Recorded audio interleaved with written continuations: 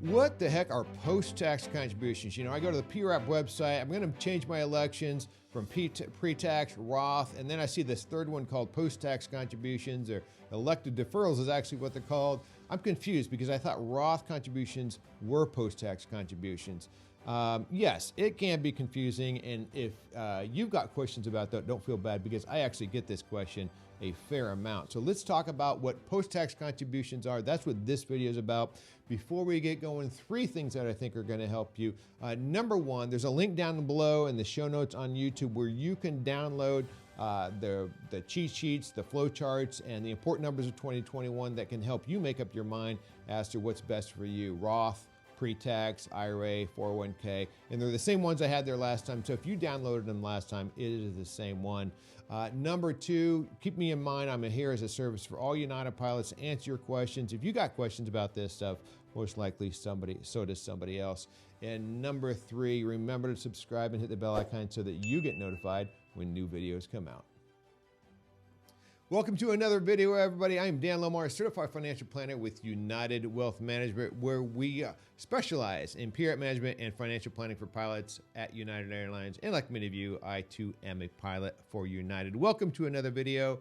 So we're talking about post-tax contributions. And if you've got a question about this, don't worry, because like I said, this is a fairly common question. You got 3 elections on the PRAP website. You've got pre-tax contributions, you've got Roth contributions, and then you've got post-tax contributions. And the confusion comes in because people say, well, I thought Roth contributions were post-tax contributions. Yes, they are.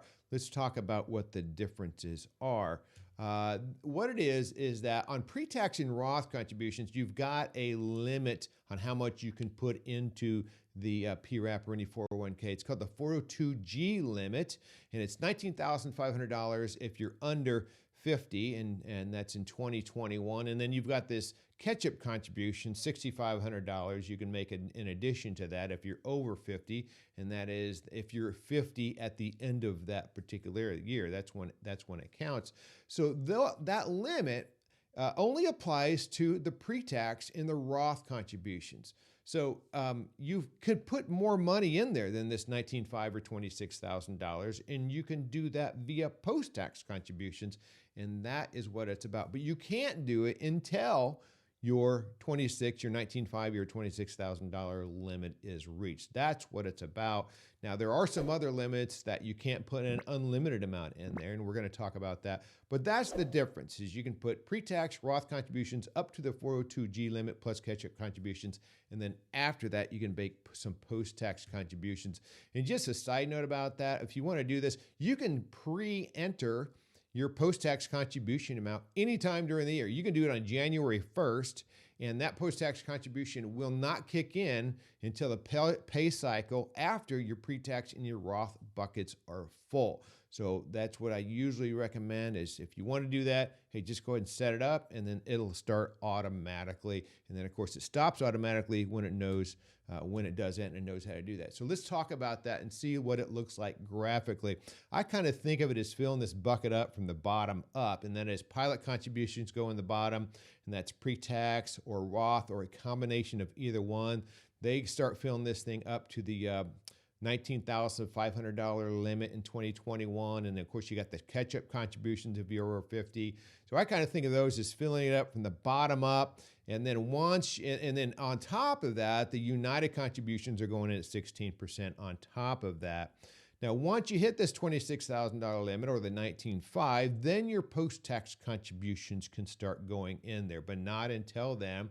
Now, if you want to make these things, there's this concept we talk about called front loading. You try to get your pre-tax or your Roth contributions in earlier in the year, and that lets you make even more post-tax contributions if that's what you want to do. But meanwhile, once that's full, post-tax contributions go in there, United contributions go in there, and then how much can you put in post-tax contributions? Well, once the entire PRAP is full, so the entire PRAP goes up to $58,000 if you're under 50 or $64,500 if you're over 50. Once all the contributions that are going in there, once all of those have hit those limits, then you can no longer put any more of your money in there. And when that happens, United still has a contractual obligation to put 16% in there, and that's when RHA spillover happens. So I'm not going to get into the details about that because there are a couple other ways RHA spillover happens, but no, I'm not going to get into the details about that right now. But this is one of the ways it happens. So what can you do? Well, and then you get this letter from Schwab saying, hey, you're full. You can't put any more of your money in. Hey, and you get a bigger paycheck for the rest of the year because there's no more contributions coming out of your paycheck. What can you do with post-tax contributions? There's a couple things you can do. First of all, because the basis is going in tax-free or after taxes, the basis when you take it out in retirement, the basis isn't taxed, but the withdrawal is taxed on a prorated basis because the gains on that withdrawal are going to be taxed. So it's kind of a combination of basis and gains, and so it's called a prorated tax rule. So part of it's taxed when you take it out, part of it is not because it's basis. But what most people do, and this is what we generally recommend, is doing in-plan Roth conversions. And I've got a whole nother video on that. I did that about a year and a half ago, so I'll probably update that here before too long. But they've made it so easy now. When you put this post-tax money in there, if there's no gains on it, you can just put post-tax money in and then just do a in-plan Roth conversion, like almost in like the same couple days. And there's no gains on it, and there's no taxes on it. You can still do the Roth conversion even if that money's been sitting in there a while, but just be aware that there will be some taxes on the gains if there is gains on that money. But that's generally what happens with that post-tax money. And then again, it's another way to create RHA spillover, but again, I'll save that for another video. So I hope that it helps answer your questions about what post-tax contributions are. I know it can be confusing if you weren't sure about it. Hey, a lot of other people aren't real sure either. I get that question a fair amount, and I completely understand. So hey, just remember, I am here as a service for all UnitedPods. If you got questions about this stuff, so does somebody else. Shoot me an email, dan@unitedwealthmanagement.com. And remember, there's links down below to help you navigate IRAs, 401ks, pre-tax, post-tax, Roth. So download those things. If you downloaded those last time, they're the same ones there. I will update these with future videos, but those are relevant to download this relative to this video also. And if you like this video, give me a thumbs up and remember to subscribe and hit the bell icon so that you know when new videos come out. And until next time, fly safe out there.